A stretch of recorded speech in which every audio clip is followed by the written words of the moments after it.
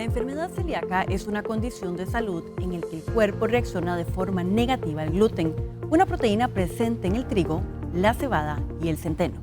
Al consumir estos alimentos, el sistema de defensa del organismo provoca inflamación y daño en el intestino delgado, lo que dificulta la correcta absorción de nutrientes.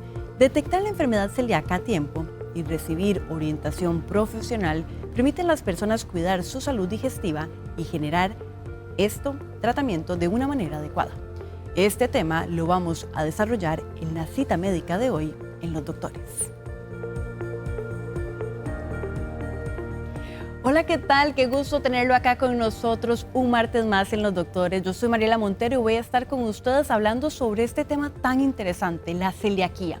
¿Qué es en sí la celiaquía? ¿Cómo se diferencia de otro tipo de alergias o intolerancias al gluten? Y lo más importante, ¿cómo detectarlo en mi organismo? Para hablar de este tema tan importante nos acompaña hoy la doctora Adriana. Ella es especialista, nutricionista clínica, Adriana Alvarado. Qué gusto tenerla acá con nosotros, doctora. Mariela, buenos días. Muchas gracias por la invitación.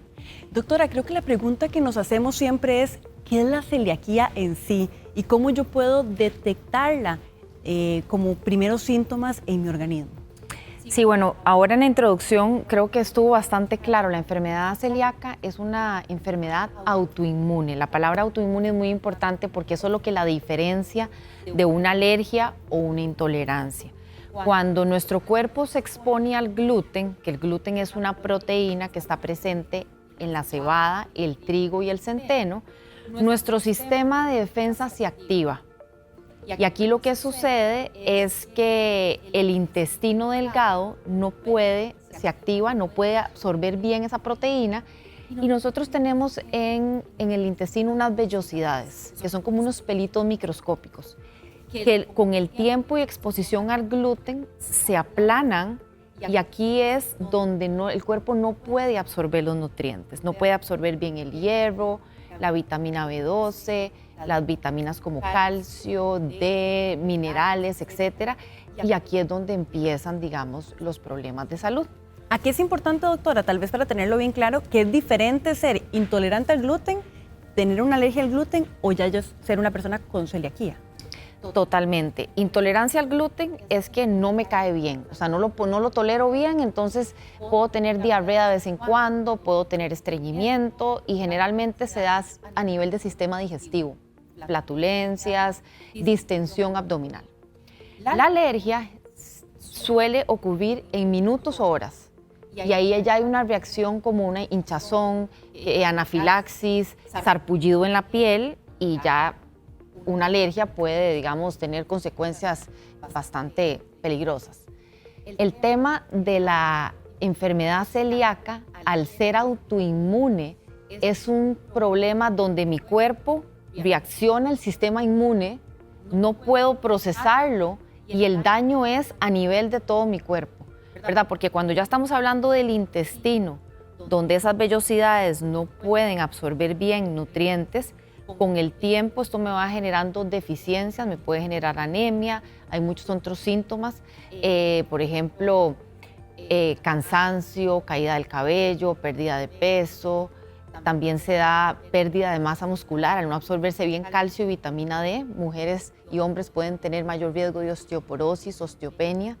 Ve qué interesante, también alteraciones en laboratorios a nivel de hígado, puede ser una consecuencia, digamos, a largo plazo de exposición recurrente al gluten. Cuando usted dice alteraciones es que yo me hago un examen y de pronto mi hígado sale con algún tipo de daño. Exactamente. Los parámetros, digamos, del hígado salen con alteraciones y entonces ahí es donde hay que revisar, mira, qué raro esta paciente, está teniendo donde ciertas enzimas, digamos, del hígado y laboratorio del hígado están saliendo alterados.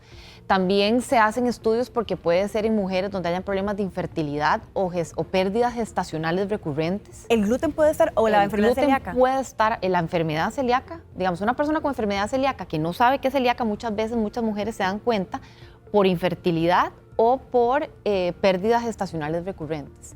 También otro tema importante es la microbiota intestinal. O sea, cuando estamos hablando de la microbiota es un tema que en los últimos años ha tenido muchísimas investigaciones porque la microbiota puedo decir que es el órgano más importante de nuestro cuerpo. Hay una relación muy directa entre el intestino y el cerebro. El nervio vago es el que conecta estos dos órganos, y una persona donde tiene mayor impacto en la microbiota va a tener menos claridad mental, pueden haber problemas mentales, emocionales, ansiedad, depresión, más riesgo de Alzheimer, Parkinson.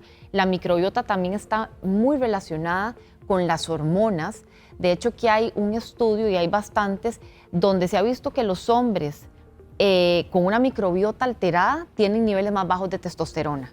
Mujeres con una microbiota alterada entran en menopausia más precoz, donde tienen niveles de estrógeno y progesterona disminuidos debido a una microbiota más afectada. ¿Y cuáles podrían ser, doctora, tal vez síntomas más iniciales de la enfermedad celíaca? Tal vez yo todavía no tengo todas estas manifestaciones un poco más avanzadas de las que usted nos está conversando, pero ¿cuáles podrían ser como algunas alertas que a mí me hagan darme tal vez esta primera señal de que yo podría tener esta enfermedad celíaca?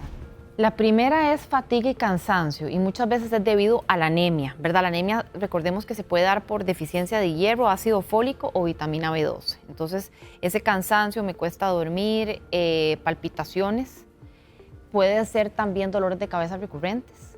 Se puede dar en el sistema digestivo, sin embargo, quiero aclarar que no siempre hay manifestaciones a nivel gastrointestinal, o sea, no siempre hay diarrea y estreñimiento, pero puede haber. Si me hago un examen de sangre, como te dije, los laboratorios del hígado, pero más que todo, eso es lo que se puede empezar, digamos, como lo que se manifiesta mucho más inicialmente rápido, sí. También invitarlos, estamos acá con la doctora Adriana Alvarado hablando sobre la celiaquía, invitarlo también, si usted tiene consulta, recuerde que en unos minutos vamos a abrir el consultorio médico para que usted de una vez nos haga llegar las preguntas, si quiere hacerlo vía WhatsApp, o bien también a través de la plataforma, y tienen los mecanismos, los números telefónicos para que usted más adelante participe de esta dinámica y le haga llegar las preguntas directamente al especialista. Doctora, en el caso de cuándo se desarrolla, ¿es normal que yo durante mi infancia o a lo largo de mi vida no tenga ningún problema y ya en la vida adulta desarrolle la celiaquía? Qué buena pregunta, Mariela, porque sí, hoy en día vemos más adultos con enfermedad celíaca de lo que se veía antes. Y esto se debe a que la enfermedad, al ser una enfermedad genética, puede estar silenciosa por mucho tiempo, y hay ciertos factores ambientales que la pueden activar con el tiempo. ¿Como cuáles? Cuando hablo de factores ambientales, exceso de estrés, vacunas, hay ciertas vacunas, todavía la evidencia, falta investigación, pero es algo que hay un signo de pregunta en esto.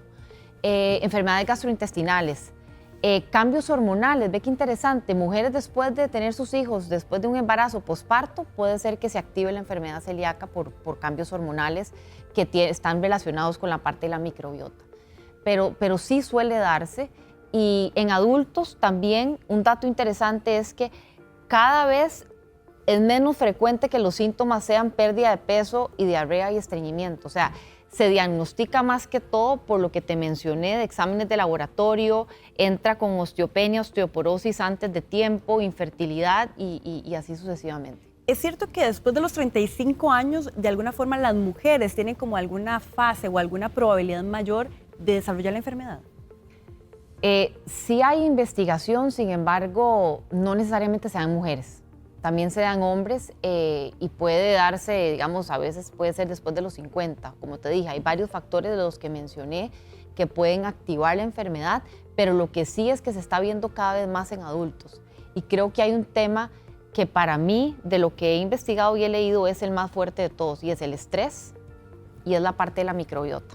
O sea, la microbiota está relacionada con todo lo que comemos. Si nos exponemos a más alimentos procesados, si nos exponemos a más azúcares, a más edulcorantes artificiales, a más alimentos que no son naturales, nuestra microbiota se ve afectada y entonces se va debilitando, y entonces cualquier cosita estoy más susceptible a que hasta me dé intolerancia al gluten o me dé intolerancia a la lactosa, que son también otras condiciones que hoy se ven con más frecuencia. Además de estos factores, digamos, externos o incluso de hábitos de vida, ¿hay algún componente genético en el tema de la celiaquía?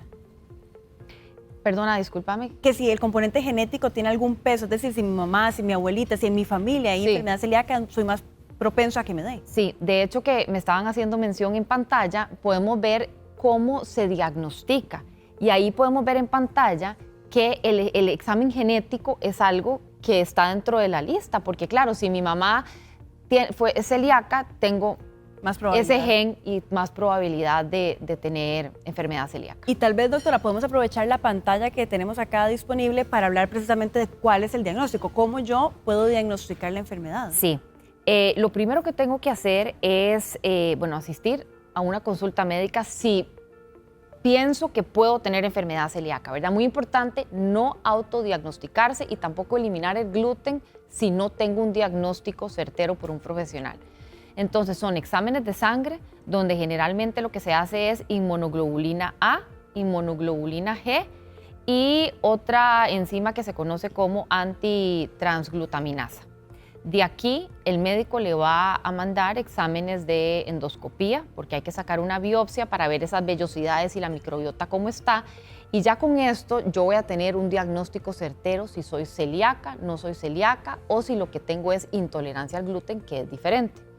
Si sospecho que tengo alergia, pues es otro método diferente, ¿verdad? Donde se va a hacer muchas veces un examen en la piel con un alergólogo para poder determinar si es alergia al gluten o no.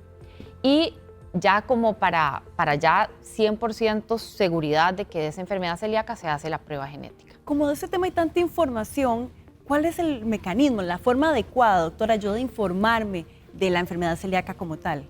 Bueno, hoy en día encontramos información en redes sociales sobre la enfermedad celíaca y aquí sí quiero aclarar que ni siquiera a veces ChatGPT nos va a dar un diagnóstico correcto porque, bueno, la inteligencia artificial pues también a veces nos engaña y cuando son temas de salud es muy importante asistir a una consulta con un profesional que realmente pueda hacer el diagnóstico, los exámenes para poder determinar si hay enfermedad celíaca. Una vez que usted es diagnosticado, entonces ahí sí se recomienda asistir a un nutricionista porque la parte nutricional de la lista de alimentos, ver cómo tengo que combinar esos alimentos, muchas veces hay que ver si hay deficiencias nutricionales para ver si necesito suplementación para poder corregir esas deficiencias, es súper importante. Tal vez acá los compañeros nos ayudan porque esta otra pantalla que tenemos disponible nos ayuda tal vez a ver esta guía de fuentes de información confiables. Si yo tengo dudas o ya yo fui diagnosticado, tal vez esta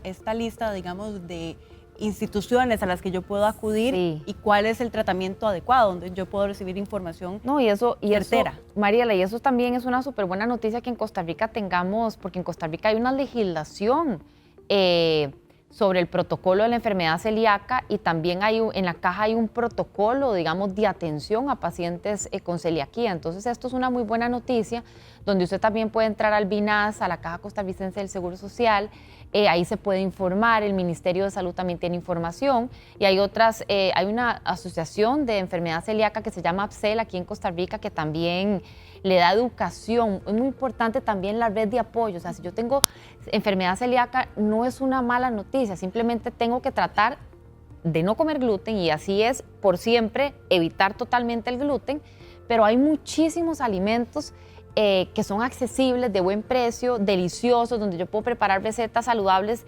y puedo tener creatividad. Por ejemplo, lo que no tiene gluten, arroz, frijoles, papa, camote, yuca, pollo, carne, pescado, quesos, lácteos, frutas, vegetales. O sea, si tengo acceso a esto y puedo preparar recetas y así no exponerme a los alimentos que tienen gluten.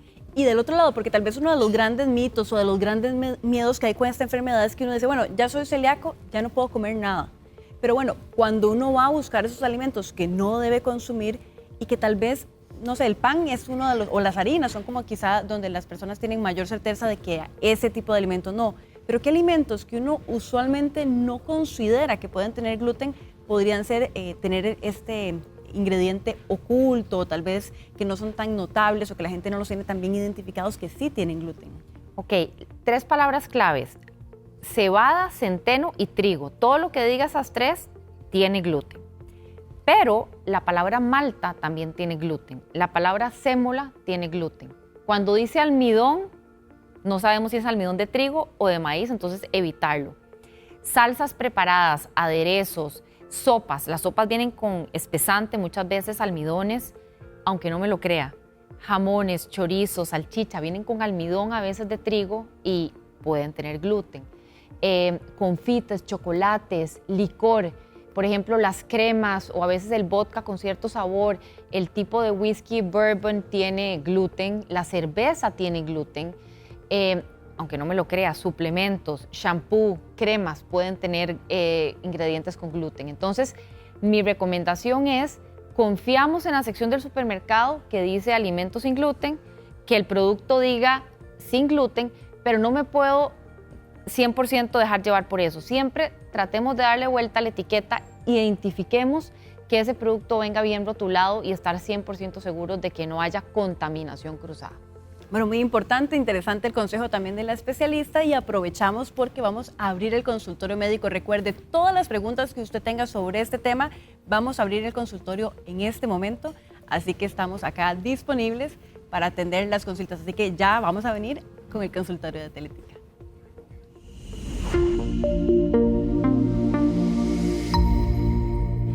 Bueno, doctora, y ya estamos acá en el consultorio y hicimos la dinámica mucho más ágil para también ofrecerle a ustedes el espacio de que usted nos haga llegar las consultas. Recuerde los 3 mecanismos: llamada telefónica, también tenemos vía WhatsApp y también tenemos el Facebook de Teletica. Voy a empezar con las que nos están llegando vía WhatsApp para empezar a desarrollar este tema tan interesante. Buenos días, soy paciente de 60 años diagnosticada celíaca desde julio del 2025.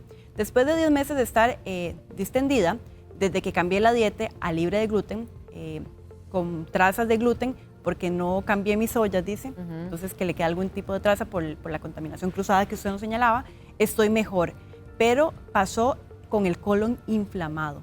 ¿Por qué pasa esto? Ok, cuando por mucho tiempo hubo exposición al gluten, porque también ve que interesante, ella fue diagnosticada ya a una edad adulta de 60 años, entonces puede ser que haya tenido esa exposición al gluten por mucho tiempo, entonces el daño a nivel de microbiota y vellosidades es mayor.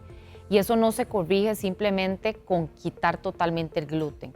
Ahí requiere de suplementación de probióticos, ojalá pueda incluir más alimentos fermentados para mejorar esa salud de la microbiota, como kéfir, yogur griego, kombucha. También requiere ver si hay otras deficiencias nutricionales que pueden estar ahí afectando. Y también importante que por más que haya quitado el gluten, pueden haber trazas que todavía estén haciendo daño. Entonces, ¿cómo es los correctos pasos que debe seguir? Y en este caso le recomiendo para que tome nota. Primero, a veces cuando freímos alimentos, ese aceite, si algo tocó gluten o freímos algún producto con gluten, ya ese aceite está contaminado. Tener buena limpieza de superficies, de ollas, y ojalá mi recomendación es tal vez utilizar otra olla y otro sartén aparte. Igualmente cuchillos, no utilizar el mismo cuchillo, digamos, inclusive la mantequilla, ¿verdad? Tratar de tener una mantequilla solamente para mí o una jalea solamente para mí, para no tener la duda de que un cuchillo contaminado tocó esa mantequilla o esa jalea. Y sí, hay personas que son más sensibles que otras, pero todo depende.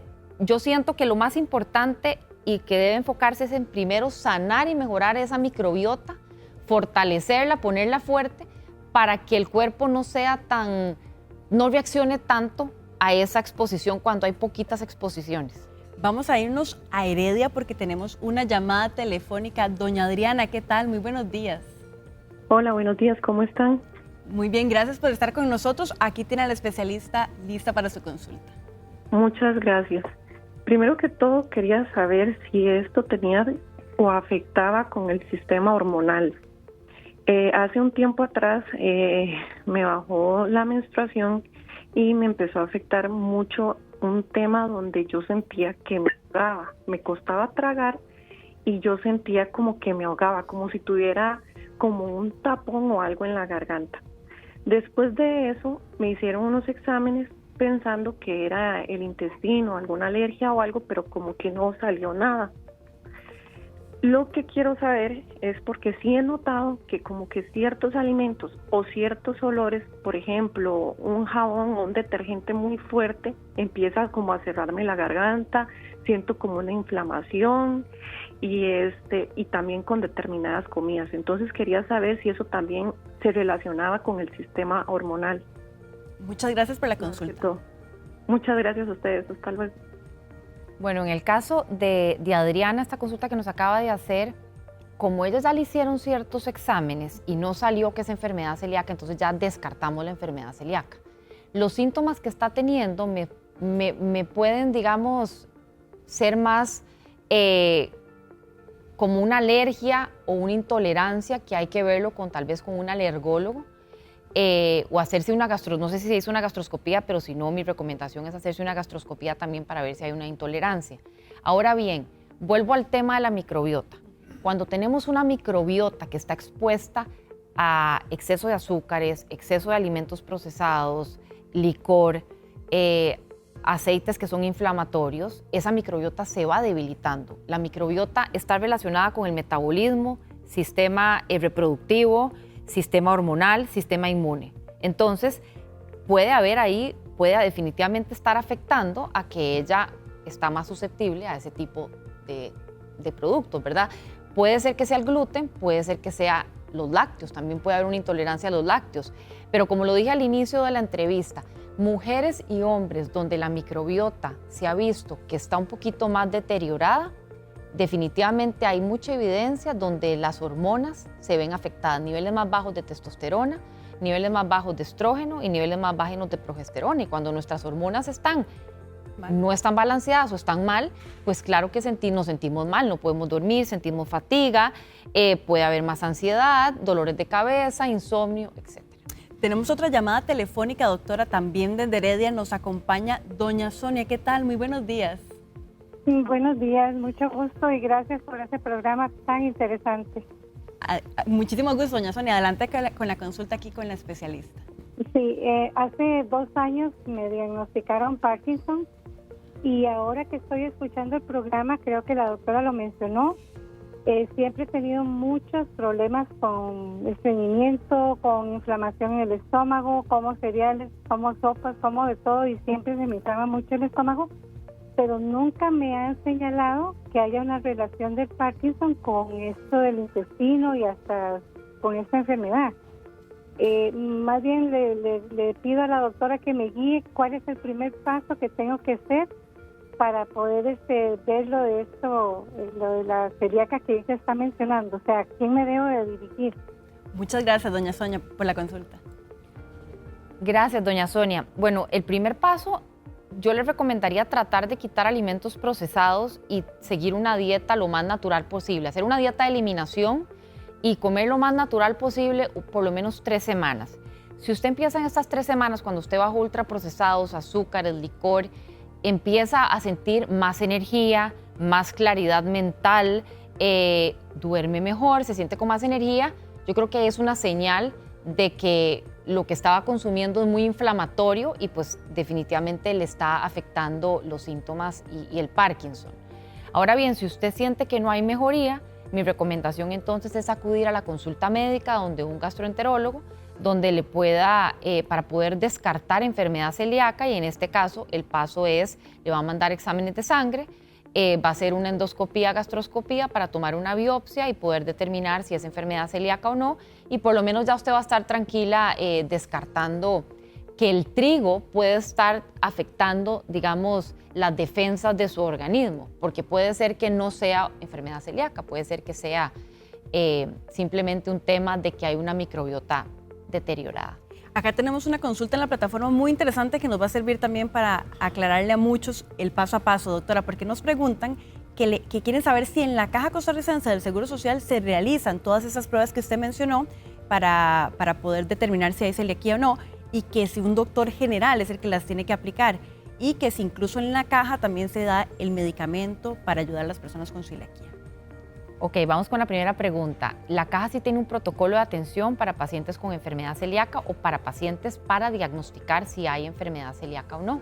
Y así también le da el seguimiento. Entonces el orden es asistir a la consulta médica, al EVAIS o a la básica con un médico general, se le mandan los exámenes y una vez, digamos, que tenga los exámenes, se le va a referir a donde un gastroenterólogo, donde se le va a hacer en la caja la gastroscopía, se va a hacer la endoscopía, para poder sacar la biopsia, y una vez que tenga los resultados, inclusive la caja tiene todo el apoyo de consulta nutricional. Si hay alguna deficiencia, pues se le dan los suplementos. Pero aquí lo interesante es que voy con la segunda pregunta. No hay ningún medicamento que me ayude a tratar la enfermedad celíaca. El único tratamiento que hay es eliminar por siempre el gluten. Entonces, esto es el tratamiento que hay hoy en día. Todavía hay investigaciones que se están haciendo para ver si el día de mañana los pacientes pueden contar con algún otro tipo de ayuda, pero hoy en día es la dieta. Acá tenemos otra consulta en la plataforma de Erika. Dice que ella tiene 28 años y que desde hace un tiempo pasa bastante con distensión abdominal continua, que incluso muchas veces tiene gases vinculados también a la distensión y que eso pasa a pesar de que ya eliminó el consumo de lácteos porque salió con una intolerancia a la lactosa.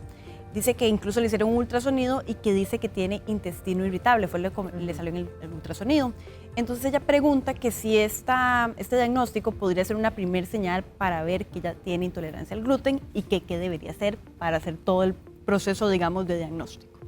Ok, muchas veces los síntomas de enfermedad celíaca se confunden con el síndrome del intestino irritable, con gastritis, con colitis, con sobrecrecimiento bacteriano, que es otra condición que se conoce como SIBO, con colitis ulcerosa, entonces, y con intolerancia a la lactosa. Entonces, el tratamiento es diferente para cada uno de estas condiciones, enfermedades que acaba de mencionar, pero no necesariamente es que tenga enfermedad celíaca. En este caso, dependiendo de lo que tenga, de lo que se le haya diagnosticado, se sigue el protocolo, digamos, de dieta que debe seguir, porque si es intolerancia a la lactosa, se recomienda eliminar completamente la lactosa. Si es una alergia o una intolerancia a la leche, se recomienda eliminar todos los productos que tengan leche y trazas de leche. Si es intolerancia al gluten, se recomienda eliminar todo lo que tenga gluten. Y estas dietas de eliminación lo que ayudan es a poder identificar si hay mejorías. ¿Y este diagnóstico de intestino irritable podría estar vinculado a la intolerancia? No necesariamente, o sea, son totalmente diferentes, los síntomas son muy similares, pero una cosa es enfermedad celíaca y no necesariamente si yo tengo el síndrome del intestino irritable voy a desarrollar enfermedad celíaca. Tenemos otra llamada desde Desamparados. Muy buenos días, doña Yorleni, ¿qué tal? Buenos días. Un gusto tenerla acá con nosotros en Los Doctores. Puede hacer su consulta cuando guste. Ok, bueno, tengo 43 años, a los 38 empecé a bajar de peso, pasé un proceso bastante largo, me diagnosticaron en lo privado con la endoscopía, con los marcadores de enfermedad celíaca. Desde ese momento subo y bajo de anemia, me inyectan vitamina B12, bueno, muchas deficiencias que no he logrado, digamos, controlar hasta la fecha. Mi pregunta es la siguiente, en mi casa no hay, creemos, ningún celíaco. Yo siempre tuve bajo peso, talla pequeña, pero mis hermanos y mis papás, o sea, no hay ninguna, ¿cómo le puedo decir? Que sea genético por herencia. Puede pasar que alguno de mis hermanos llegue a desarrollar la condición, aunque en mi casa no hay nadie y solamente yo he salido con esta enfermedad autoinmune.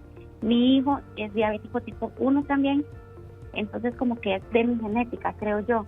Y ahora tengo artritis reumatoide. Entonces mi pregunta es, ¿qué riesgo tienen y cuáles familiares tendrían que cuidar?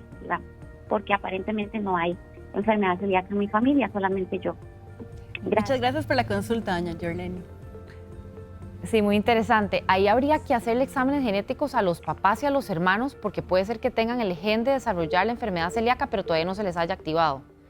Y si usted la tiene, ya hay también un signo de pregunta que puede haber mayor riesgo de que alguno de sus hijos el día de mañana la puedan desarrollar o que sus hermanos también. Como yo les dije, la enfermedad celíaca es una combinación de exposición al gluten, estrés y factores ambientales. Y hoy en día es más recurrente ver que se activa en la edad adulta y, como dije, puede ser por exceso de estrés, puede ser por vacunas, puede ser por alguna enfermedad gastrointestinal, se puede dar también por cambios hormonales, por ejemplo, posparto o una menopausia precoz. Pero también hay muchísima investigación de la microbiota. Hoy en día, en general, la población está más expuesta a alimentos procesados, a más contaminantes ambientales, entonces somos más susceptibles, por eso aparecen más enfermedades hoy en día. Y ve que ella dijo algo muy interesante. La enfermedad celíaca es una enfermedad autoinmune, pero ella también fue diagnosticada con artritis. O sea, hay dos enfermedades ahí autoinmunes, lo que nos está diciendo que su sistema inmune está un poco más débil. Entonces, claro, le está costando también recuperarse de esas deficiencias donde hay que revisar bien la alimentación, porque corregir esas deficiencias en este momento creo que es lo que te tenés que enfocar, es lo más importante, porque eso es lo que te va a ayudar a corregir tanto salud intestinal, microbiota, como sistema inmune. Acá hay uno muy interesante en la plataforma, doctora. Dice, soy celíaca y empecé a comer sin gluten en agosto, pero dice que aún no mejora y que en el caso de ella o esa persona, el único síntoma es diarreas, es lo que tenía. ¿Cuánto tiempo, cuánto toma para una persona o un paciente con la enfermedad mejorar?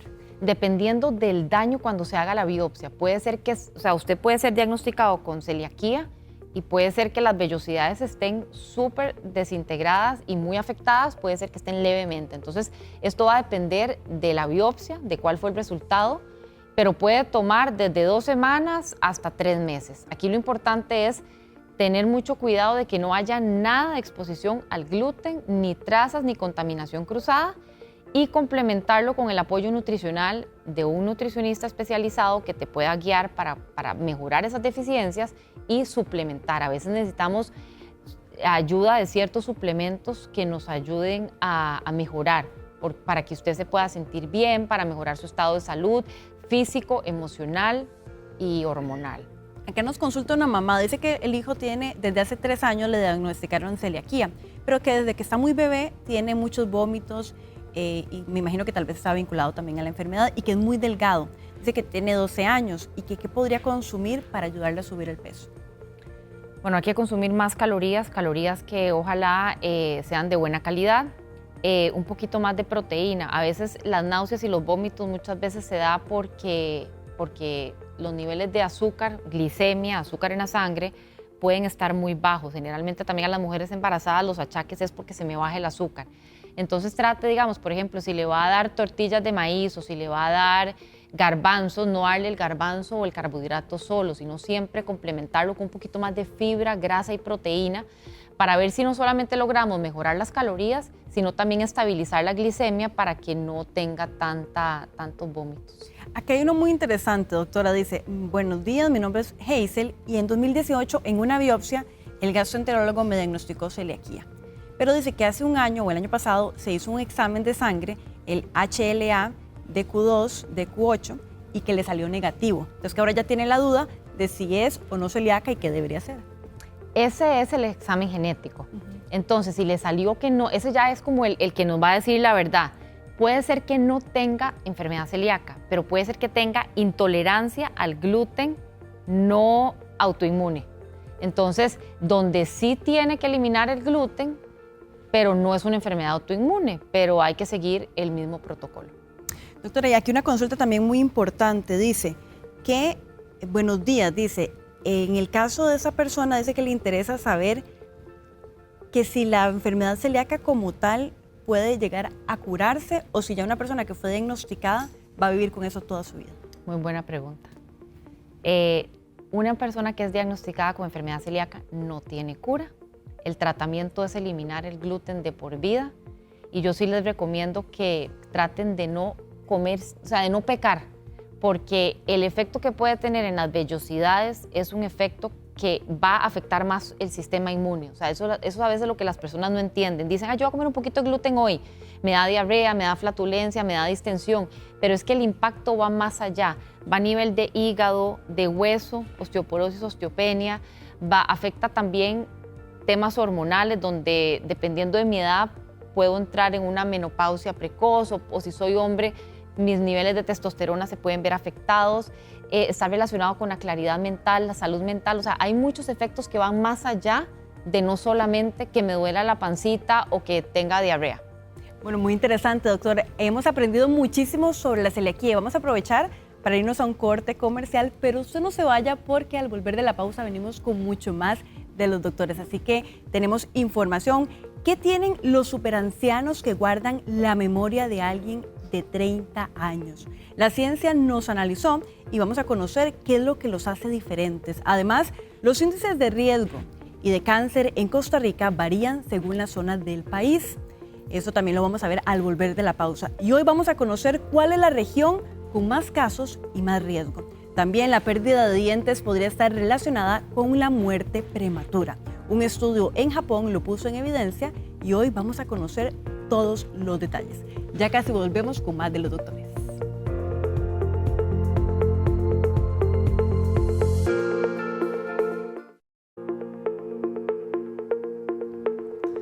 Muy buenos días tengan todos ustedes, y antes de continuar con los doctores les vamos a contar cuál es la información que les traemos hoy en Calle 7 Informativo, y quiero permitirme más bien saludar a los vecinos de la Asociación de Desarrollo de San Roque de Heredia, porque ellos son los protagonistas de una de nuestras notas. Resulta que, cansados de la inseguridad, lo que ellos hicieron fue conformar un sistema de videovigilancia en Grecia, en Alajuela, para poder tener más seguridad y bajar los índices de delincuencia en esta zona. Es la información que le vamos a contar a las 11 de la mañana. Ahora, cuando uno parquea en un espacio en el que no hay demarcación visible, ni tampoco horizontal ni vertical, es acá donde algunas personas piensan que esto es legal, que se puede hacer sin tener ninguna multa. Bueno, les vamos a explicar cuáles son las reglas del juego, porque en estos casos usted podría quedarse sin la placa de su vehículo. Y finalmente también les vamos a contar de que un estudio en Estados Unidos determinó que algunas verduras están perdiendo hasta el 70% de sus nutrientes. Pero ¿qué ocurre en nuestro país? Bueno, analizamos el tema y se lo vamos a traer a las 11 de la mañana, así que no se despegue de los doctores y posteriormente de Calle 7 Informativo. Continuamos con más. Mariela, buenos días. Hola Bernie, muy interesante el programa, así que ya saben, más adelante todos estos detalles informativos que nos acaba de contar Bernie, pero por ahora vamos a seguir acá con el tema de la salud en los doctores, y como se lo adelantábamos antes de la pausa, la salud bucal podría estar muy vinculada con el resto de nuestra salud en el organismo y nos puede decir mucho más de lo que imaginamos sobre nuestro bienestar en general. Precisamente un estudio realizado en Japón advierte que el estado de los dientes puede estar directamente relacionado con el riesgo de morir de forma prematura, especialmente en personas adultas mayores. La investigación fue desarrollada por especialistas de la Universidad de Osaka, quienes analizaron la información médica y dental de más de 190,000 personas mayores de 75 años. El objetivo era comprender cómo la condición de cada diente influye en la salud y mortalidad a largo plazo.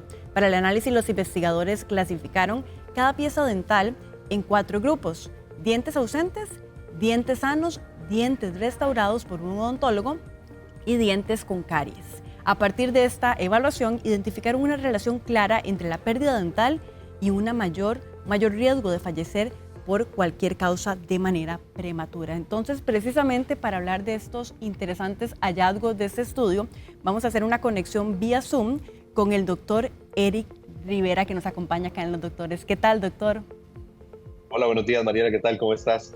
Un gusto tenerlo acá con nosotros en Los Doctores, y sobre todo para hablar de ese tema tan interesante de cómo la salud de nuestros dientes puede estar vinculada, doctor, con el resto de la estabilidad en el organismo. Claro, Mariela, lo que pasa es que muchas veces se nos olvida, ¿verdad?, que la boca viene siendo como la puerta de entrada al cuerpo, ¿verdad? Y que muchas de estas enfermedades sistémicas, como la diabetes, problemas cardiovasculares, trastornos inmunológicos, pueden dar señales primero a nivel de la boca. ¿Y qué tipo de señales nos podrían ir presentando estas enfermedades? Inflamaciones de las encías, infecciones recurrentes, sangrados o malas cicatrizaciones. Recordemos que cuando la boca está enferma, muchas veces alguna otra parte del cuerpo también lo puede estar. Doctor, interesante lo que señala este estudio. Tal vez para entenderlo, ¿por qué la pérdida de piezas dentales puede estar vinculada? ¿O qué nos dice sobre el hecho de que podemos tener una muerte prematura? Mariela, esto va más que todo ligado a la razón del por qué se perdieron esas piezas dentales, ¿verdad? Y es que recordemos que la caries, ¿verdad?, o el estado de las encías de los dientes puede llevar a inflamaciones crónicas en otras partes del cuerpo, como pueden ser a nivel cardíaco, a nivel pulmonar. Además de eso, está asociado que personas que han perdido dientes y cuando llegan a su etapa de adultos mayores tienen también problemas a nivel de la nutrición, ¿verdad? Son personas que pueden tener malnutrición y además de eso te da aislamiento social y menor calidad de vida. Entonces, todo esto combinado nos va a aumentar el riesgo de este tipo de enfermedades cardiovasculares o metabólicas que van a estar relacionados con una mortalidad prematura. ¿Qué pasa con las caries? El hecho de tener, por ejemplo, una caries activa también me genera mayores riesgos de enfermedad o de tener otros problemas a nivel general en el cuerpo. Sí, lo que sucede es que a veces decimos, ay, es una caries, ¿verdad? Pero una caries, recordemos que una caries que esté activa va a ser una infección que tenemos, o sea, ahí crónica a nivel de la boca. Entonces, estas bacterias pueden pasar al torrente sanguíneo, ¿verdad? O a la sangre y generar inflamaciones en otros órganos a distancia, y esto nos va a afectar esos órganos, o sea, como te lo dije, o sea, puede ser el corazón, los pulmones, o nos va a empeorar algún tipo de enfermedad que ya el paciente tenga de base, como puede ser la diabetes, ¿verdad? Entonces, una caries no es solo un huequito, sino que es un foco infeccioso que nos está afectando. ¿Y cómo cambia ese panorama el tener dientes con caries o con problemas y tener ya dientes restaurados? Ok, un diente, lo ideal es tener dientes sanos, ¿verdad? Pero en el caso de que tengamos alguna patología como una caries o enfermedad periodontal, un diente correctamente restaurado va a cumplir prácticamente que la misma función que un diente sano. Entonces, esta diferencia entre no tener el diente o tenerlo rehabilitado, ¿verdad? Va a ser la diferencia entre que ese tipo de patologías como la caries o el perder los dientes nos vaya a exacerbar otro tipo de patologías a nivel funcional de todo nuestro cuerpo. Doctor, ¿esta restauración dental podría convertirse como en un factor protector hacia futuro? La restauración como tal me genera como una protección de este tipo de enfermedades o de problemas de salud que podrían desarrollarse cuando yo tengo la carie.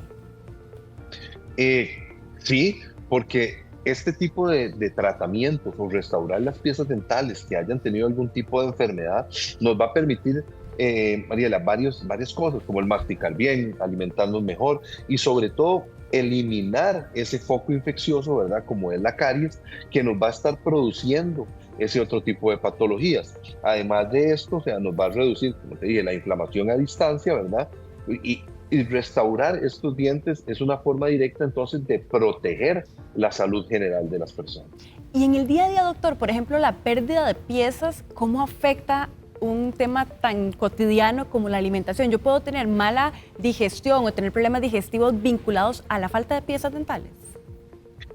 Claro, totalmente. ¿Por qué? Porque por lo general cuando hay falta de piezas dentales, la masticación no es la correcta, o sea, no se van a triturar los alimentos de la forma correcta en la que deberíamos de triturarlos, ¿verdad?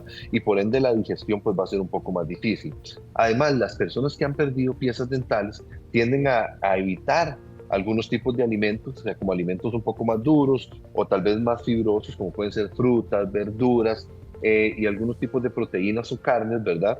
Y esto va a llevarnos también a que puedan haber déficits nutricionales, pérdida de la masa muscular, peores controles metabólicos y por ende podría llevarnos incluso hasta una muerte prematura.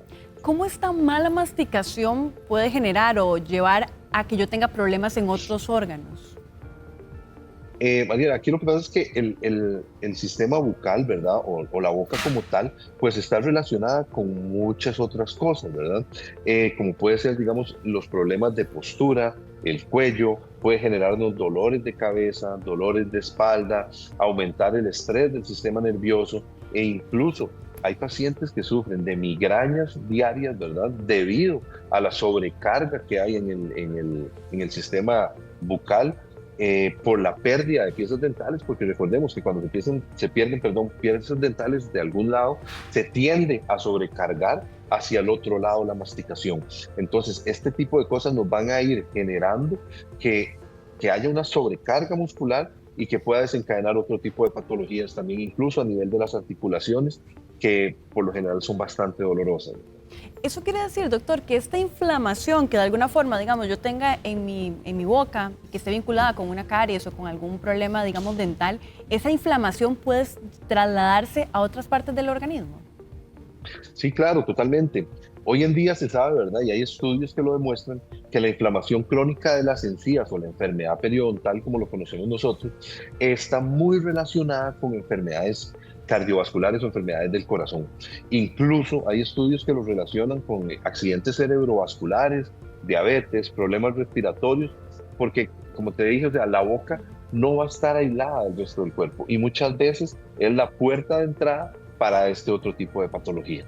Uno normalmente, doctor, se da cuenta de que tiene algún problema bucal porque tiene algún dolor, ya hay alguna pieza floja o incluso hay pérdida de piezas. Pero ¿cuáles son esas señales de alerta que tal vez ignoramos en el día a día a las cuales debemos prestarle atención que tienen que ver con posibles problemas más graves hacia futuro? Sí, y este es un tema muy importante, ¿verdad? Porque muchas veces tratamos de normalizar este tipo de cosas que empiezan a sucedernos a nivel de la boca, ¿verdad? Y no les damos importancia. Pero ¿qué señales como tal debemos de tener en cuenta? Sangrado de encías, mal aliento persistente, dolor al masticar, ya cuando también las piezas dentales se nos empiezan a aflojar y tenemos dientitos flojos, o hay heridas que no cicatrizan a nivel de la boca o que tardan más tiempo en cicatrizar, o que veamos cambios de color a nivel de las encías, pérdida de dientes sin causa aparente. María, la boca siempre nos va a avisar, pero hay que escucharla. Doctor, ¿y cuál es la recomendación médica? ¿Cada cuánto yo debería, aunque no tenga síntomas, aunque no tenga una molestia o algún dolor en particular, cada cuánto yo debo asistir al médico para que me haga alguna revisión general o para yo poder tener una salud bucal adecuada? Lo ideal es por lo menos mínimo cada 6 meses, ¿verdad? Pero en pacientes que utilizan prótesis dentales, tienen implantes o tienen algún tipo de enfermedad crónica como diabetes o hipertensión que los hacen más propensos a algún tipo de patología a nivel bucal, la recomendación es por lo menos cada 4 meses, ¿verdad? Ya que la prevención va a ser clave en este tipo de personas para mantener una calidad de vida y la salud integral como tal conservada, ¿verdad? Doctor, y yo no le pregunté su opinión, pero quería también tener su opinión como especialista. Cuando vemos este estudio tan interesante que se realiza en Japón, ¿por qué es importante? ¿Qué tan revelador tiene este estudio que nos permite de alguna forma tener mayor prevención o actuar de una forma distinta a los problemas bucales? ¿Qué es lo más innovador, revelador para ustedes este estudio en Japón? Lo primero que todo es ver que es un estudio bastante importante, ¿verdad? Porque tiene una muestra de pacientes bastante amplia. Entonces no es un estudio que se hizo en 5 o 10 pacientes, ¿verdad? Sino que estamos hablando de más de 190,000 personas. Y lo que más revelador viene a ser, Mariela, es el ver cómo están relacionadas esas enfermedades dentales, ¿verdad? Con la muerte prematura. O sea que si bien es cierto, ya sabíamos que las caries y la enfermedad periodontal nos puede causar inflamaciones crónicas a nivel de otros tejidos, o sea, ya relacionarlo con muerte prematura, pues es bastante interesante, ¿verdad? Y es bastante revelador, porque hasta ahora es como el primer estudio que se realiza en esta línea, ¿verdad? Pero siendo un estudio tan serio, sí es importante ver cómo va a irse dando, porque de aquí en adelante van a empezar a haber más estudios, ¿verdad? Relacionados con este tipo de sintomatología o de patologías que pueden llegar a causarnos la muerte, y ver cómo se va desarrollando el tema, ¿verdad? Pero ya esto es un llamado de atención a que tengamos un mayor cuidado a nivel de nuestra salud bucodental. Y muy breve, doctor, antes de despedirnos, entonces, teniendo esta información ya sobre la mesa, este estudio tan revelador, ¿cuál es la recomendación del especialista? ¿Qué debemos hacer si nosotros queremos vivir más años y no tener vinculación, digamos, de esta muerte prematura con algún problema dental? ¿Cuál es la principal recomendación que nos puede hacer? Primero que todo, o sea, ser conscientes de nuestra salud bucodental, ¿verdad? De nuestra higiene diaria, que mucho de eso tiene que ver con esta parte de la higiene, ¿verdad? También ser responsables con la parte de acudir al odontólogo, aunque a veces no nos gusta, ¿verdad? O hay personas que no les llama mucho la atención, pero sí hay que ser responsables con este tipo de asistencia al odontólogo, ¿verdad? Porque cuidar la boca no es un lujo, o sea, es una inversión en salud y en años que esta persona va a tener bienestar. Muchísimas gracias, doctor. Un gusto tenerlo acá con nosotros en Los Doctores. No, muchísimas gracias a ustedes por la invitación y espero que haya sido de ayuda a mi intervención. Así es, siempre es muy provechoso, y también invitarlos a ustedes. Vamos a ir a un corte comercial, pero no se vaya, porque ya casi venimos con más acá en Los Doctores.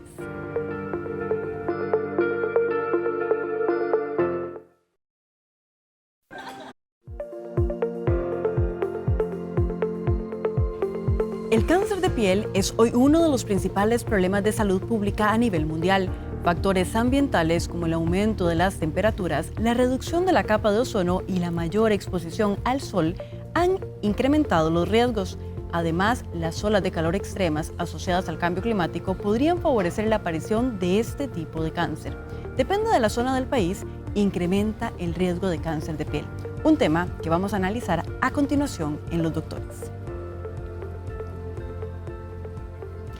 Bueno, y como ustedes ya lo escuchaban, vamos a tener acá vía Zoom a la doctora Carolina. ¿Qué tal, doctora? Un gusto tenerla con nosotros en Los Doctores. Perdón, doña Vanessa Fumero. Discúlpeme, doctora, que le cambié el nombre. Saludos, bendiciones a todos y una linda mañana.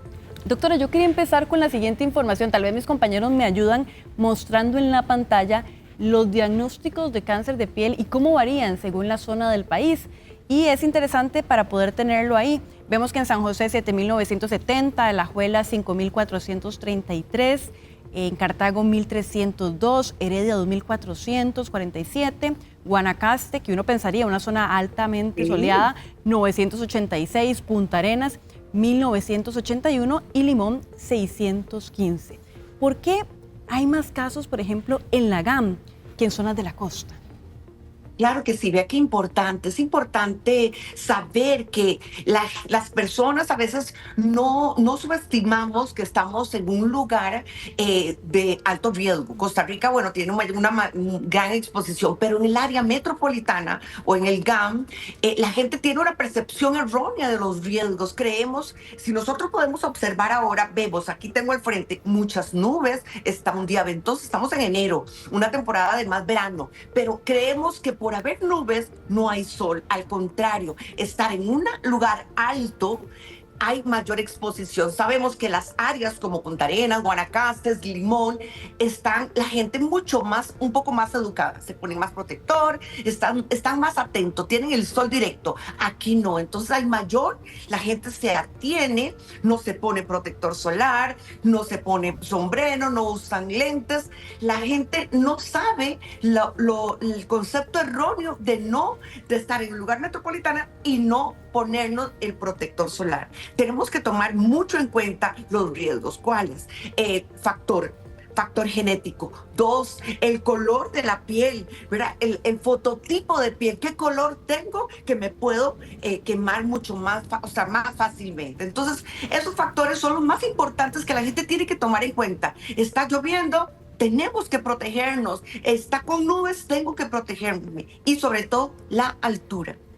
Doctor, interesante porque cuando revisamos los grupos de edad, dice que de 55 a 74 años es donde más casos se registran a nivel país. ¿Por qué hay mayor riesgo en esta población? Claro, porque hay mayor exposición. Tengo 55 años, tengo 55 años de llevar radiación solar. La gente cree que es por ir a la playa. No, no, no. Desde que nacemos, a la edad que tenemos, es la exposición acumulada. La piel, como decimos, tiene una memoria. Tenemos un chip, un disco duro que no se borra. Que al contrario, hay que ir cancelando las deudas de la radiación ultravioleta. Y sobre todo, lo más importante, es la educación del paciente. Doctor, usted hablaba hace un momento de la pigmentación de la piel. ¿Es cierto que las personas de piel blanca son más propensas, tienen más riesgo o eso es un mito? No, no es un mito, es una realidad. Pero recordemos que según Fitzpatrick o el fototipo tenemos color del 1 a la 6. Por ejemplo, yo soy número 2, las blanquitas de ojos claros, pelo rubio, también el tipo 2 como mi color, el tipo 3 como tu color. Y en adelante, pieles como Jennifer López, un colorcito más bronceadito, y Naomi Campbell, que son pieles mucho más negras. Todas nos tenemos que proteger del sol, poniéndonos protector, pero las pieles del 1 al 3, como la mía, como la suya, ojos claros, pelo rubio, pelirrojos, tienen que protegerse más porque tienen mayor riesgo a cáncer de piel. Doctora, ¿qué pasa con esta paradoja? Hay quienes se aplican muchísimo bloqueador solar y entonces tienen como esta sensación de que están más protegidos y por ende hay como una mayor exposición al sol porque yo siento que estoy protegido, entonces como que no me preocupo de la cantidad de horas o el tipo de sol que estoy recibiendo. Es más peligroso cuando yo utilizo mucho bloqueador y tengo esta sensación de protección que se vuelva algo riesgoso más bien. Sí, bueno, primero que nada, ¿qué protector estoy utilizando, verdad? Porque si no estoy utilizando el adecuado, no estoy protegiéndome adecuadamente. Entonces, el que yo me aplique constantemente, recuerde que no es solo aplicar protector, tengo que consumir, tener una buena nutrición para fotoprotegerme internamente. Ahora, hay pastillas con protección solar, los sombreros, estar debajo de una sombra, lentes oscuros, ropa clara nos va a ayudar. Son factores externos que nos van a ayudar definitivamente a la protección de nuestro cuerpo. Entonces, las personas tienen que estar como atentas que no es solo el protector y estoy aplicando. Imagínense que me estoy aplicando cada rato, pero son las 12 de mediodía en la playa exponiéndome, o acá en San José, en un evento, en un barbecue o en las montañas. Tengo que protegerme con mucho protector, pero tengo que poner otro tipo de fotoprotección. Eso quiere decir, doctora, que a pesar de que yo utilice un bloqueador y que tenga una alta cobertura, digamos, una alta protección, eso no es suficiente para protegerme de la radiación solar. Bueno, nos va a ayudar un porcentaje muy alto, claro. Para nosotros los dermatólogos es sumamente importante que nos apliquemos el protector solar. Pero tener conciencia que la hora de 3 de la tarde, de 9 de la mañana a 3 de la tarde son horas pico delicadas. Tratemos de no tener actividades a la exposición solar, número 1. Y segundo, también tenemos la radiación azul, que la gente lo estamos dejando de lado. Las computadoras, televisión. Entonces estamos aquí todo el día frente a la computadora o al teléfono, que es una pantalla casi el tamaño de una iPad. Protegernos, definitivamente, no dejar de lado qué radiación estoy recibiendo en estos momentos para protegerme. Tener la conciencia de la protección tópica no es completa. Es un factor que nos va a ayudar, pero tenemos que tener todos los factores, todo aquello que nos ayude a cuidarnos del sol para evitar un cáncer de piel. Doctora, ¿cuál es la recomendación? ¿Cuál es el bloqueador que recomiendan los especialistas de aplicarse y cuál es la forma? ¿Cada cuánto tiempo? ¿De qué manera yo debo aplicármelo para tener la mayor protección posible? Gracias, corazón. Importantísimo. Es un punto que ojalá que todos los que están viendo sepamos. Número 1, el tipo de piel. Si tengo una piel grasa, seca, mixta o una piel sensible. Puede ser blanca o puede ser piel negra. ¿Qué tenemos que hacer? Si tengo una piel blanca, grasosita, tengo que aplicar protectores que se adapten a mí, de alcoholes, sedas, geles. Y si tengo una piel seca, a base de cremas. Ahí ya tenemos el paso número 1 para elegir un buen protector solar. Segundo, el factor de protección solar tiene que ser sí o sí no negociable, mayor de 30, inclusive mayor 30 más o 50.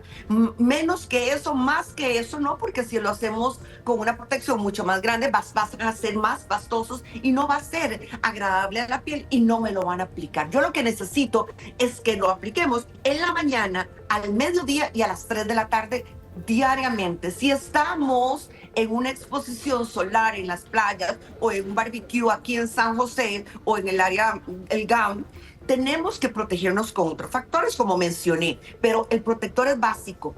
Tipo de piel, factor de protección y las horas de aplicación. Muchísimas gracias, doctora. Bueno, ahí están las recomendaciones. Gracias por haber estado con nosotros acá en Los Doctores. Con mucho gusto. Qué bendición. Besitos.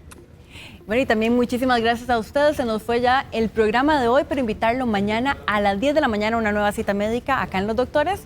Por ahora los dejamos en compañía de Calle 7.